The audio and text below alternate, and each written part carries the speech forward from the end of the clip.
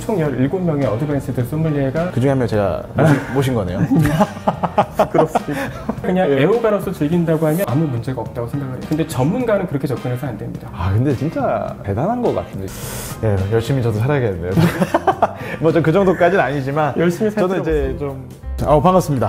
반갑습니다. 네, 반갑습니다. 어렵게 제가 러브콜을 몇 번이나 보냈는지 모르겠는데 드디어 승낙을 해주셔가지고 어렵게 자리를 마련해주신 저희 홍광현 소믈리에님을 모셨습니다. 네. 반갑습니다. 반갑습니다. 예, 저는 그 홍광현이라고 하는 소믈리에고요. 소믈리에를 직업으로 한 지 이제 한 18년 정도 된 것 같아요. 짧지 않은 시간이었고 유어솜이라고 해서 이제 와인 교육하고요. 그 다음에 뭐 와인 소매 판매도 하고 있고 뚜솜이라고 해서 한남동에 이제 와인 다이닝 바도 운영을 하고 있습니다. 입문자부터 애호가 분들까지 와인력을 기르기 위한 교육을 3년 넘었죠? 그쵸. 와인도 보고 2021년 말부터 했으니까. 네. 그러니까 유어솜을 한 지는 그렇고요. 2010년도 그때부터 와인 교육을 했었습니다. 그래서 아카데미에서 강사도 조금 하고 그냥 학교에서도 좀 학생들도 가르치고. 저는 되게 대단하다고 느끼는 게 그 와인 독법이라는 네. 그 와인 교육을 진짜 꾸준하게 오랫동안 하면서 가르치고 하셨던 게 진짜 대단해요. 저는 이렇게 가볍게 와인 좋아하시는 분들에게 그냥 이렇게 와인 이야기 하는 사람인데 진하고 깊고 확실하게 이런 포인트들을 잡아주는 게 너무나도 어려워서 CMS라고 하죠. CMS. 네. 거기에 이제 어드밴스드 소믈리에가 국내에 제가 알기로 한 15명? 16명? 있는 걸로 알고 있어요. 지금 2024년까지 해서 총 17명의 어드밴스드 소믈리에가 있습니다. 1년에 2-3명밖에 안 뽑혀요. 맞아요. 그 정도 나옵니다. 그 중에 한 명 제가 모신 거네요. 그렇습니다.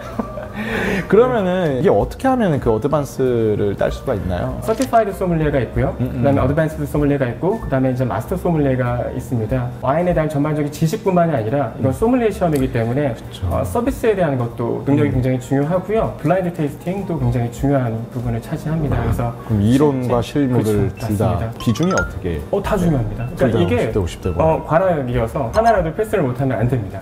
그러니까 이제 3개를 다 패스를 해야지 되는 거예요. 네. 개인적으로 느끼기에는 그 블라인드 테이스팅 파트가 제일 어려운 것 같습니다. 그걸 꼭 맞추는 시험인가요? 아니면 WSET 같은 경우는 좀 객관적으로 이렇게 쓰면은 점수가 좀 나오긴 하는데. 그러니까 이게 약간 다른 게 CMS 같은 경우는 디덕티브 테이스팅이라고 하거든요. 연역적 테이스팅. 이게 뭔 소리야? 그렇죠. 보통 이제 블라인드 테이스팅 일반인 분들이 하시면 일반인 분들 같은 경우는 초점이 내가 이 품종을 맞추고 뭐 빈티지 맞추고 지역 맞추는 거에 이제 초점이 가 있잖아요.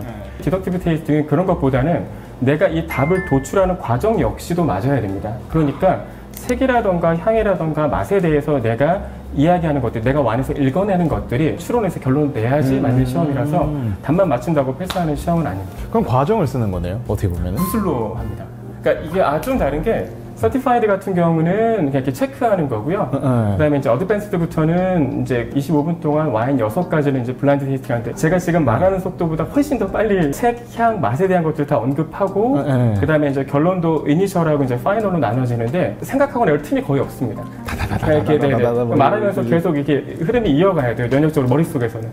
그래야지 이제 말을 할 수 있습니다. 시간을. 한 번 딱 마시고 다다다다 얘기하는 거네요. 이제. 뭐 맛있는 건 여러 모금 마셔도 상관이 없는데 그 시간 안에서 뭔가 근데 엄청 살떨립니다. 쉽게 얘기하면 이런 거죠. 만약에 우리가 과일을 블라인드 테이스팅 한다고 했을 때 사과에 대한 것들 다 묘사했어요. 그렇게 묘사해놓고 제가 답을 배라고 했습니다. 그러면 CMS 같은 거 틀린 거죠. 그렇네요. 왜냐면 내가 배라는 답을 내놓으려면 언급하는 모든 것들이 배에 대한 것들이어야 되거든요. 그러고 나서 그걸 과정으로 배라고 얘기를 해야 되는데 이제 그렇지 않으면 이제 틀리게 되는 거죠. 사실 이게 되게 중요한 부분은 뭐냐면 와인에서 흔히 그런 얘기합니다. 와인 테이스팅 그냥 주관적인 거 아니야? 왜냐면 사람마다 느끼는 게 다르니까 어떻게 그걸 다 똑같이 표현할 수 있어? 라고 얘기하잖아요. 근데 사실 그런 방식으로는 그 사람의 테이스팅 능력을 검증할 수가 없죠. 그렇기 때문에 시험은 다른 방식으로 치러져야 되는 거고 그 방식 자체가 이제 연역적 테이스팅입니다. 그래서 그걸 해야지만 얘가 우리가 얘기하는 색이라던가 향, 맛에 대해서 제대로 접근하고 있구나. 그리고 그렇게 제대로 접근한 걸 가지고 제대로 답을 끌어내는구나를 알 수 있는 거죠. 진짜 경험이 많아야겠네요. 이게 경험도 많고 그런 분들 많이 있습니다. 야, 와인 공부할 필요 하나도 없어. 그냥 무조건 많이 먹으면 돼. 특히 예전에 그런 분들 진짜 많았거든요. 그냥 애호가로서 즐긴다고 하면 저는 그렇게 해도 아무 문제가 없다고 생각을 해요. 근데 전문가는 그렇게 접근해서 안 됩니다. 맞아요. 왜냐면 전문가는 단순히 내 경험을 전달하는 게 아니라 내 경험을 이론으로서 뒷받침해서 설명해 줄 수 있는 사람이어야 되거든요. 근데 그러려면 이런 방식의 접근이 꼭 필요하다고 생각합니다. 이게 좀 어떤 분들 이런 분들이 있어요. 너가 아직 몰라서 그래. 와인은 이제 피노누아지. 그래서 이게 진짜 맛있는 맛이 하면서 자기가 좋아하는 맛을 강요하시는 분들이 있어요. 그렇죠. 포도 품종이나 뭐 스타일에 따라 가지고 취향이 있는 건데 와인의 경험이 많다고 너가 아직 와인을 모른다. 확정져서 이렇게 강요하시는 분들이 가끔 있어요. 네, 약간 꼰대 마인드. 누구나 다 아무것도 모르는 단계가 있고요. 그러니까 진짜 뭐 어린아이 같은 수준일 수도 있고 누군가는 더 뭐 와인에서 많이 알 수도 있겠지만 사실 모든 과정 자체가 다 맞는 거거든요. 내가 생각할 때는 이 와인은 너무 별로지만 이 사람이 이거 좋다고 한다. 당연히 그럴 수 있는 거죠. 그냥 받아들이고 인정하면 되는 건데 너 아직 뭐 와인을 몰라서 그래. 이거 자체가 약간 조금 너무 자신의 경험에만 비춰서 조금 생각하는 게 아닐까. 그러니까 그게 약간 좀 꼰대 아닐까? 근데 라고 생각이. 와인이라는 게 좀 오래 하면 할수록 이게 겸손해질 수밖에 없는 맞아요. 뭔가 그런 것 같아요. 네, 제가 와인을 좋아하는 이유가 거기 있습니다. 해도 잘 모르겠어요. 답도 없고. 오늘 생각이 좀 많네요. 네. 지금 어드밴스 소믈리에가 되려면은 진짜 많은 노력을 하셨을 텐데 나는 진짜 와인을 위해서 어느 정도까지 내가 공부를 해봤다. 노력을 해봤다 하시는 게 있으세요? 저는 전문가라는 위치를 지키기 위해서 되게 많이 노력을 하는 것 같아요. 그러니까 예를 들어서 자격시험을 따기 위해서 노력하는 사람들은 그 자격시험을 따고 나서 사실 쳐다보고도 싫잖아요. 그렇죠? 근데 소믈리에 같은 경우는 좋으나 싫으나 계속 와인을 접하고 있고 많은 사람들도 와인을 또 전달해야 되는 사람들이잖아요. 그러면 그걸 위해서 계속 노력해야 된다고 생각을 하거든요. 그래서 저는 원래 기본적인 생활 패턴이 출근하기 전에 한두 시간 전에 그냥 회사 근처에서 공부하다가 출근하거든요. 그냥 습관이에요. 그러니까 제 그냥 루틴인데 저한테는 일도 제 인생에서 너무 중요하고 일 외적인 것도 당연히 너무 중요하지만 일적인 부분에서 제가 노력하는 것들은 전문가로서의 위치를 유지하기 위해서 그냥 꾸준히 계속 노력하는 거인 것 같아요. 그래서 뭐 한 번에 뭐 열심히 하는 것도 되게 좋지만 저는 약간 그런 성격이 안 돼가지고 그냥 평소에 그냥 조금씩 그냥 계속 보는 스타일이었어요. 근데 진짜 대단한 것 같은데 저도 어떻게 보면 같은 업에서 비슷한 이제 길을 걷고 있는데 저는 오픈 한두 시간 전에 어떻게 하면 재미있게 할까 어떤 컨텐츠를 재미있게 얘기를 해주면 이분이 좋아할까를 고민하는데 진짜 와인에 대해 찐이신 게 더 깊이 있게 더 전문가로서 한 발자국 가시는 건 반성하게 됩니다. 성향이 제가 너무 노잼 인간이어가지고 소믈리에가 끝은 없겠지만 어떤 이상적인 소믈리에를 위해서 좀 가고 계신가요? 사실 소믈리에란 직업군에 있어서 저한테서 가장 영예로운 타이틀은 마스터 소믈리에거든요. 제 욕심입니다. 제 욕심. 그건 어드밴스 위에 제일 최고의 타이틀이죠. 네. 그래서 제가 내가 선택한 직업으로서 그리고 그 직업의 가장 영예로운 타이틀인 마스터 소믈리에를 이루고 싶은 생각은 있습니다.